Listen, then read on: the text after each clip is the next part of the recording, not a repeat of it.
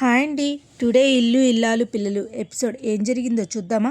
ఆ రోజు మా అమ్మ తన మేనకోడల జీవితం గురించి, తన పుట్టింటి గురించి ఆలోచించి నీ మెడలో నా చేత తాళి కట్టించింది. అందుకో ఈరోజు నువ్వు మా అమ్మకి గొప్ప గుణపాఠం నేర్పించావు. కుటుంబాన్ని పెంచడం చేతగాని తల్లి అని పిలిచావు. అదే చిట్కా, అదే మాట. నేను మీ నాన్నే అని అంటే ఆడపిల్లను పెంచడం చేతకానిది మా మా నాన్న కాదయ్యా, పెద్ద మనిషి. అందుకే పెళ్ళికి ముందు రోజు అర్ధరాత్రి నీ కూతురు ఎవరితోనూ లేచిపోయిందని మీ నాన్నని నేను అని ఉంటే మీ నాన్న అక్కడెక్కడే గుండె పగిలి చచ్చిపోయేవాడు. కానీ సంస్కారం అడ్డొచ్చింది. ఆగను.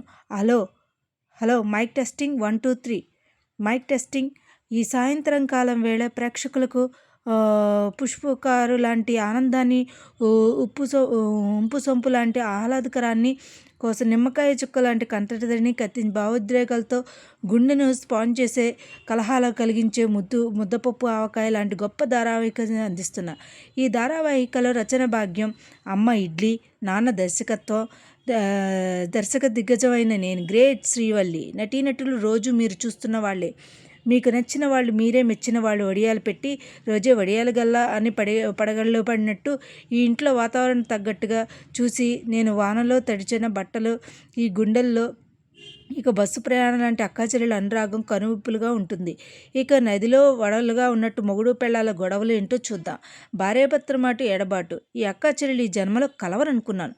ఏంటి దేవుడా, ఎంత ఆలస్యంగా ఉంది, ఎంత ఉత్సాహంగా ఉందో నాకు అన్న భయంకరమైన ఇంకా ఈ గుండెలో సౌండ్ మోగుతూనే ఉంటుంది. ఎంత హాయిగా ఉందో.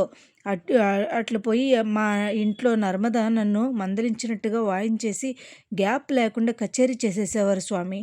ఇంత మంచి దానికి దరిద్రం లాంటి నాగిని డ్యాన్స్ కడతారా ఏంటి దేవుడా అనేవాడు లేడు అనుకున్నాను. కానీ నువ్వు ఉన్నావు దేవుడా.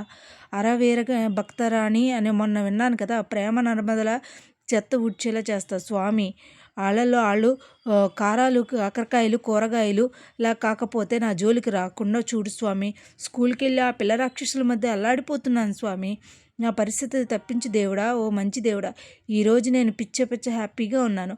ఆ ప్రేమ నర్మద ఎప్పటికీ కొట్టుకుని సచ్చేలా ఉండాలి. నేను పొయ్యిలోంచి పడ్డ పిల్ల ప్రశాంతంగా ఉంటాను. సెట్ స్వామి, సెట్. నువ్వు తప్పకుండా చూస్తావు నా స్వామి. ఎందుకంటే ఎరెక్షన్గా పైగా నేను నీకు లడ్డూ కూడా ఇస్తాను స్వామి. ఇక నుంచి నేను సింగపూర్ స్టెప్లాగా వేస్తూ హ్యాపీగా ఉండాలి. ఇక భగవంతుడు ప్రేమలో నిన్ను ఉప్పులాగా ఇద్దరు చిట్టపట్టలాడుతూ ఉండాలి. మరి తెల్లారేసరికి ఏంటి, ఎలా కూరల్లో చిట్టపట్ట రసంలా అయిపోయారు. ఓహో, నేను ఇప్పటిదాకా చాలా హ్యాపీగా అయ్యాను. కరిగిపోయినంతసేపు లేదు. నా సంతోషాన్ని అంతలో ఆవిరి చేసేసావా స్వామి. ఈ పరమ భక్తురాలంటే నీకు ఎందుకు అంత చిన్న చూపు? ఎందుకయ్యా, ఎందుకు? నేను ఒక ఆడపిల్ల పాఠాలు చెప్పుకున్నాక ఆగలేకపోతున్నా. నేను జంప్ చేస్తూ కాలి తిరిగిన కింద పడిపోయాను. ఎంత పసిదాన్ని నువ్వు గేమ్స్ ఆడుతున్నావు. అయినా వాళ్ళ జన్మల బంధమా? ఎంతసేపు ఈ అమాయకపు ప్రాణాల మంచితనం గురించి నువ్వు చెప్పవా? వాడికి ఏంటిది, పాత సినిమా హీరోయిన్ లాగా ఏంటిది దెబ్బ తీయడానికి నాకు వీళ్ళదంతా. నిన్ను తీసుకెళ్ళి చూడు ప్రేమ, నువ్వు ఎమోషనల్ అవుతావు. ఆలోచిస్తుంటే నీలో ఒక విషయం మాట్లాడతాను. నువ్వు కంప్లైంట్గా రానివ్వకు. మీ అన్నయ్య కన్నీళ్లు పెట్టుకున్నాడు. కాస్త సెంటిమెంట్గా నీతో మాట్లాడేసరికి అతను చెప్పిందంతా నిజమని నమ్ముతున్నావు.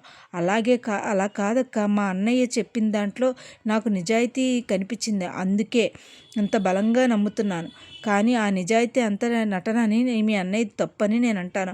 అమూల్య తనంతట తాను మీ అన్నయ్యని ప్రేమించలేదని, మీ అన్నయ్య అమూల్యని ప్రేమించాడని, మాయలో దింపాడని నేను బలంగా నమ్ముతాను. ప్రేమ లేదక్క, నువ్వు ఆలోచించేది తప్పు. ఈ విషయంలో నువ్వు చాలా పొరపాటు చేస్తున్నావు.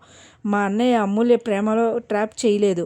అమూల్య మా వాడిని ప్రేమించి వాడు లేకపోతే చచ్చిపోతానని మా వాడితో చెప్పేదట. ఓకే, మీ అన్నయ్య కాబట్టి అతను చెప్పింది నిజమని నమ్ముతున్నావు. అందులో తప్పు లేదు, అది సహజమే. మా అన్నయ్య కాదక్క, నిజం ఉంది కాబట్టి నమ్ముతాను. సరే, నువ్వు కాసేపు అలాగుండు, అదే భ్రమలో ఉండు. కానీ ఒక్కసారి నేను చెప్పేది ఆలోచించు ప్రేమ. ఆలోచించే అర్థమవుతుంది నీకు. మీ వాళ్ళు మీ మీద ఉన్న ప్రేమ, కుటుంబం మీద నిన్ను శాశ్వతంగా దూరం నుంచేసి అమూల్యను అడ్డం పెట్టుకుని కుట్ర చేస్తున్నారని నేను అంటున్నాను. నువ్వు చాలా తప్పుగా ఆలోచిస్తున్నావు. మా వాళ్ళు ఎప్పటికీ అలా చేయరు. ఒకవేళ నన్ను ఇంటికి తీసుకువెళ్ళాలి అనుకుంటే ఇందులో ఇలా ఎందుకు చేస్తారు? అదేవిధంగా అందులో ఒక ఆడపిల్ల జీవితాన్ని అడ్డు పెట్టుకుంటారా? ఒక ఆడపిల్ల జీవితం అడ్డు పెట్టుకుని సమస్యల్లో పడేలా పొరపాటును కూడా చేయరు. సరే ప్రేమ, అన్నయ్య మీది నిజమే అని, మీ అన్నయ్యది నిజమే ప్రేమ అయినే అమూల్య వాడి ప్రేమించడం వల్ల అతను అమూల్యను ప్రేమించాడని నువ్వు అనుకుంటున్నావు కదా. కాదక్క, అదే నిజం. ఆ నిజం అబద్ధమని, వాడి ప్రేమ అంత నటనని, వెనకాల కుట్ర ఉందని నిరూపిస్తావు, ఓకేనా? అప్పుడు నువ్వు భ్రమలో ఉండి బయటకు వస్తావా?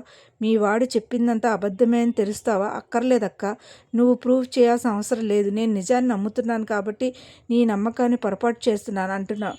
అనవసరం లేదక్క. ప్రేమ ఎందుకు అనవసరం లేదు? ఒక్క విషయం గురించి ఆల్రెడీ జరిగిన గొడవలు చాలు, మళ్ళీ కొత్త గొడవలు ఎందుకు? అంటే నిజంగా ఏంటో తెలియకపోతే, నువ్వు తెలుసుకోకపోతే ఎలా ప్రేమ? నాకు తెలుస్తుందక్క, కానీ మాకే తెలియాలి. నేను చెప్పింది వినట్లేదు, ఎవరు అర్థం చేసుకోవట్లేదు. ప్రేమ, ఒక్కసారి అక్క, ఈ విషయం నేను నీ మాటలు వినను, ఒప్పుకోను, ఇక వదిలే. ప్రేమ తాను పట్టిన కుందేలుకి మూడే కాళ్ళని, మొండిగా ఉంది. అలా అర్థమయ్యేలా చెప్పాలి.